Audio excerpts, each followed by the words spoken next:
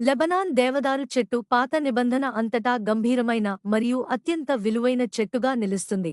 దాని సుగంధ, మన్నికైన మరియు అందమైన కలపకు ప్రసిద్ధి చెందింది. ఈ విలువైన కలపను ముఖ్యమైన నిర్మాణాల నిర్మాణంలో విస్తృతంగా ఉపయోగించారు. వాటిలో దావీదు రాజు మరియు సొలొమోను రాజుల రాజభవనాలు, అలాగే జెరూసలేంలోని సొలొమోను గొప్ప ఆలయం మరియు జెరుబ్బాబెలు ఆధ్వర్యంలో నిర్మించిన రెండవ ఆలయం ఉన్నాయి.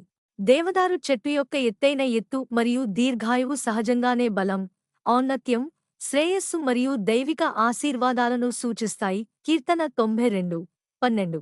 నీతిమంతులను లెబనాన్లోని దేవదారు వృక్షాలతో పోల్చారు. ఇది వారి ఆధ్యాత్మిక శక్తిని మరియు శాశ్వత విశ్వాసాన్ని సూచిస్తుంది. శక్తివంతమైన, కానీ చివరికి గొప్ప దేశాలను సూచించడానికి కూడా అలంకారికంగా ఉపయోగించారు. కీర్తనల గ్రంథంలో నీతిమంతుల్ని ఈ చెట్లతో పోల్చారు, శాశ్వతమైన విశ్వాసం ఉన్నవారిగా. యెహెజ్కేలు 31లో అష్షూరు వంటి రాజ్యాలు కూడా ఇలాంటివిగా చెప్పబడ్డాయి. ఈ చెట్టు బలం, ఔన్నత్యం మరియు దేవుని ఆశీర్వాదానికి సంకేతం.